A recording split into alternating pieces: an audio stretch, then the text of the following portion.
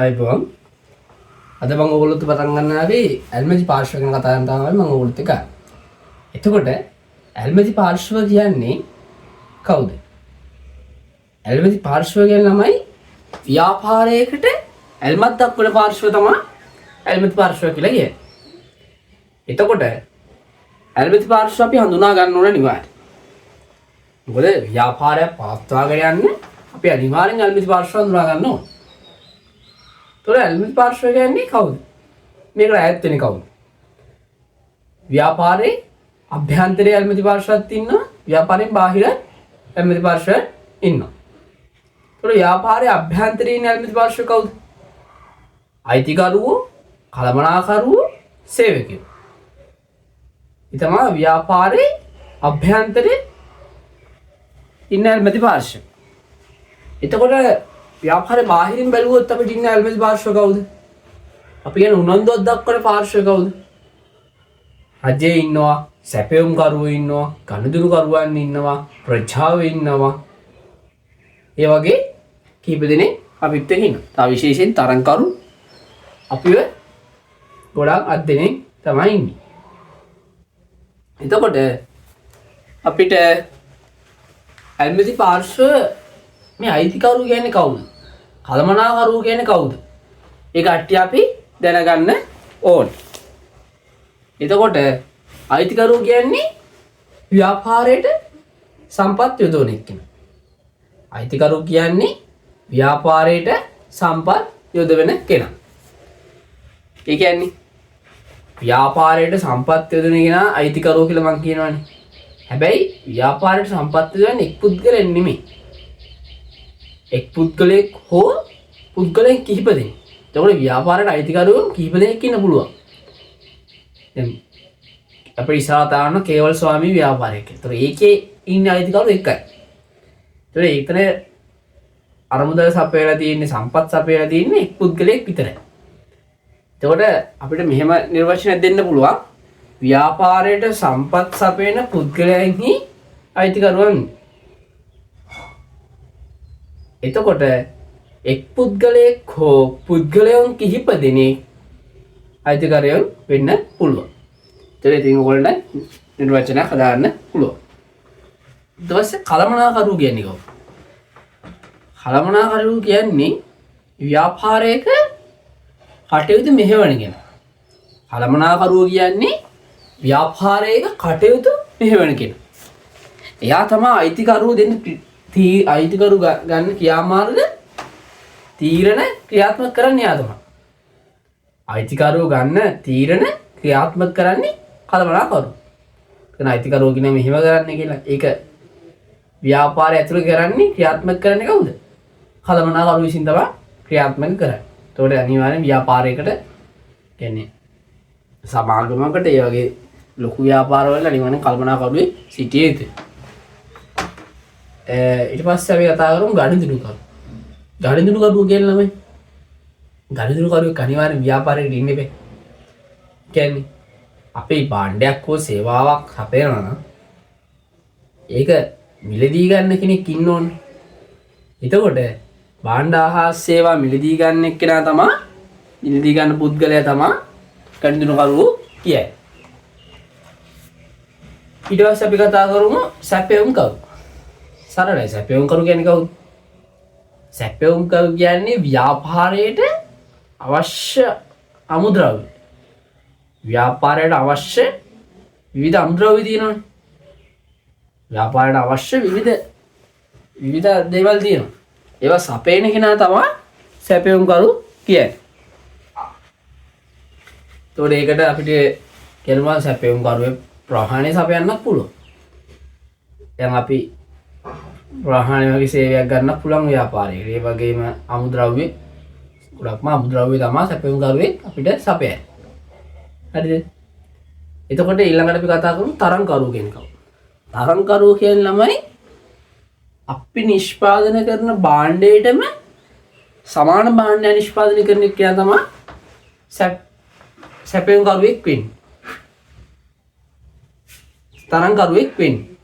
අපි ව්‍යාපාරයක් විසින් නිෂ්පාදනය කරන නිෂ්පාදනය වලට සමාන නිෂ්පාදනය නිර්මාණය කරන එක්කෙනා තමයි නිර්මාණය කරලා අලෙවි කරන එක්කෙනා තමයි තරංකරුවෝ වෙන්නේ. ඒ කියන්නේ අපි නිෂ්පාදනය කරන නිෂ්පාදනයට සමාන එකක්. අපි නිෂ්පාදනය කරන නිෂ්පාදිතයට සමාන භාණ්ඩ හා සේවා අලෙවි කරන්න තමයි අපේ තරංකරුවෙක් වෙන්නේ. තේරුණාද? කියන්නේ අපි නිෂ්පාදනය කරනවා මොකක් හරි ඊගමු භාණ්ඩය අපිට කිරිමාරි නිෂ්පාදනය කරනවා. මෙලිබන් එකෙන් ටිකිරිමාරි නිර්මාණය කරනවා. ඒකට සමාන එකක්ම කෝල්මාරි වගේ එකක් නිර්මාණය කරනවා මංජියකින්. එතකොට ඒකේ සමානයිනේ. දෙකම බිස්කට් වර්ග දෙකක් දෙකම එක වගේ සමාන. ඒ දෙක අලෙවි කරනකොට තමයි තරගයක් එතන ඇති වෙන්නේ. ඒ ආයතන දෙකත් එක්ක. ඒ කියන්නේ මෙලිබන් එකයි මංචි එකයි. ටිකිරිමාරි ගෝල්මාරි. ඒක ළඟ ළඟ යන මේ භාණ්ඩ දෙකන්නේ. ඒක එතකොට තරංග එතන ඇති වෙනවා. එතකොට ෆෝන් ගත්තොත් iPhone කියනවා ඒක iPhone මේකකින් ගන්න. එතකොට Android phone Samsung. එතකොට තරංග ඇත්තේ Samsung iPhone. ඒ වගේ එකම දේ නිෂ්පාදනය කරන පොඩි පොඩි විවිධතා තියෙනවා. ඒ වුණාට අර තරංකරු කියන්නේ ඒගොල්ලෝ. දැන් iPhone එකක් එළියට આવොත් අලුතෙන් Samsung එකක් එළියට එනවා. ඒ වගේ ඒවා තමයි තරංකරුවෝ කියන්නේ. ඊට පස්සේ මූල්‍ය ආයතන කියන්නේ කොහොමද? මූල්‍ය ආයතන කියන්නේ ළමයි අපිට අවශ්‍ය ණය. සාමාන්‍යයෙන් අපිට මූල්‍ය ආයතන කියන්නේ අපිට අවශ්‍ය ණය ලබා ගන්නනේ. ඒ වගේම අපිට ඒගොල්ලෝ උපදේශන සේවත් ලබා දෙනවා. ඒ වගේ දේවල් තියෙනවා. ණයක් තමයි අපි සාමාන්‍යයෙන් ගන්න මූල්‍ය ආයතනයකින්. මූල්‍ය ආයතනයෙන් අපිට සාමාන්‍යයෙන් ණය ගන්න අපිට මූල්‍ය ආයතනයක් ව්‍යාපාරයට අවශ්‍ය වෙයි. හරිද? ඒ දේනවනේ. තොර මූල්‍ය ආයතන කියලා ගත්තොත් ඔය එක එක මූල්‍ය ආයතන තියෙනවා. තව බැංකු ඒව ගන්න පුළුවන්. සෑහෙන මූල්‍ය ආයතන තියෙනවා. බැංකු තියෙනවා. ඒවත් එක්ක කටයුතු කරන එක අපිට අනිවාර්යෙන් ඒගොල්ලෝ අපි තියා උනන්දුවෙන් ඉන්න. මොකද අපි ණයක් ගත්තොත් මේගොල්ලෝ ගෙවයි මේගොල්ලෝගේ කොහොමද ආදායම. ඒගොල්ලෝ විමසීමෙන් ඉන්නේ. ඒක තමයි අපි ඉස්සරහට කතා කරනවා ගිණුම් කරන වාර්තා ලබා දෙනවා. ඒ වගේ දේවල් ටිකක් තියෙනවා. ඊට පස්සේ අපි ගමු අපිට අමතක කරන්න බැරි කෙනෙක් කියන සේවකයෝ. සේවකයෝ කියන්නේ ළමයි ව්‍යාපාරයේ කාර්ය ඉටු කරන පිරිස. ව්‍යාපාරයේ කාර්ය ඉටු කරන පුද්ගලයන් තමයි සේවකයෝ කියලා කියන්නේ. කියන්නේ ව්‍යාපාරයේ දිනදා සේවය කරන පුද්ගලයන් තමයි සේවකයෝ කියලා කියන්නේ. ව්‍යාපාරයේ යම් කාර්යයක් කරනවා නම් කායික හෝ මානසිකව ඒගොල්ලෝ තමයි සේවකයෝ කියලා කියන්නේ. ඊටසේ රජයක් කියන්නේ කොහොමද? රජයත් අපි අල්මැති පාර්ශ්වය. ਉਹ රජයක් කියන්නේ ළමයි රටක ආර්ථිකයේ දියුණුව සඳහා අවශ්‍ය ප්‍රතිපත්ති සූදානම් කරන එක කියලා. ඒකට එයත් උනන්දුවෙන් ඉන්න මේ ව්‍යාපාරිකයෙක්. ඇයි උනන්දුවෙන් ඉන්නේ? මේගොල්ලෝ රැකියාව උත්පාදනයක් ලබා දෙයිද? නැත්නම් මේගොල්ලෝ බදු ගෙවයි, ටැක්ස් ගෙවයිද? ඒ වගේ දේවල් උනන්දුවෙන් ඉන්නවා. අපි ව්‍යාපාරය පවත්වනවා අපි බද්දක් අනිවාර්යෙන් ගෙවන්න ඕන. බදු ගෙවන්නේ නැති ව්‍යාපාරක් තියෙනවා. ඒවා පිළිබඳව පොඩ රජය උනන්දුවෙන් ඉන්නේ. බදු ගෙවුවේ නැත්තම් අඩු දාන්න පුළුවන්. ඒ වගේ දේවල් තියෙනවා. ඒ නිසා රජයත් පොඩ උනන්දුවෙන් ඉන්නේ. මේගොල්ලෝ රැකියාව දෙනවද කට්ටියට? ඒක අපි සමාජයට දෙයක් කරන්න ඕන නම. ඒ වගේ දේවල් තියෙනවා. ඊට පස්සේ ප්‍රජාව කියන්නේ කවුද? ප්‍රජාව කියන්නේ ව්‍යාපාරේ පිටත. ව්‍යාපාරේ පිටත කියන්නේ ව්‍යාපාරයෙන් බාහිරව ජීවත් වෙන පුද්ගලයන් තමයි සමාජය කියලා කියන්නේ. ඒකෝනේ සමාජයට හැම කට්ටියම අයත් වෙනවා ව්‍යාපාරයෙන් පිටත. ව්‍යාපාරේ පිටත ජීවත් වෙන ප්‍රජාව කියලා පිටත ජීවත් වෙන ජනතාව ප්‍රජාව කියලා අපිට හඳුන්වන්න පුළුවන්. ප්‍රජාව විමසිල්ලෙන් ඉන්නේ මේගොල්ලෝ පරිසරය දූෂණය කරනවාද? වන සම්පත් වලට හානි කරනවාද? ඒ වගේ දේවල් ඒගොල්ලෝ උණු කසල බැහැර කරන විදිහ ඒ වගේ ගොඩක් උනන්දුවෙන් බලන් ඉන්නවා ප්‍රජාව. හොඳයි. පරිසරයට හානියක් කරොත් ව්‍යාපාරේ පැවැත්මක් අඩුයි. ඒ වගේ දේවල් තියෙනවා. ඊට පස්සේ අපි අල්මති පාලන ටික ඉක්මනට කතා කරා. ඒක මොනවද අදහසක් ආවනේ ඇල්මැති පාර්ශව ඇයි අපිට උනන්දුවක් දක්වන්නේ කියලා. අපි ඒගොල්ලෝ ගැන අඳුන ගන්නවා. දැන් අයිතිකරු වුණත් අපි අඳුර ගන්නවා. අයිතිකරු මොකටද අරමුදල් සපයන්නේ? අරමුදල් සපයලා අයිතිකරු බලනවා. අපි සැපෙව්වට ප්‍රතිඵලයක් තියෙනවා. ඒ වගේ අයිතිකරු බලනවා. සේවකයෝ බලනවා ඒගොල්ලොන්ගේ වැටුපක් වැඩි වෙයි. ඒගොල්ලෝ උනන්දුවක් දක්වනවා. සේවකයෝ බලනවා අපි වැඩ කරන හොඳට. අපිට වැටුපක් ඉහළයි අපිට උසස් වීමක් හම්බෙයි. කලමනාකරොත් බලන ඔහුගේ වැටුප වැඩි වෙයි.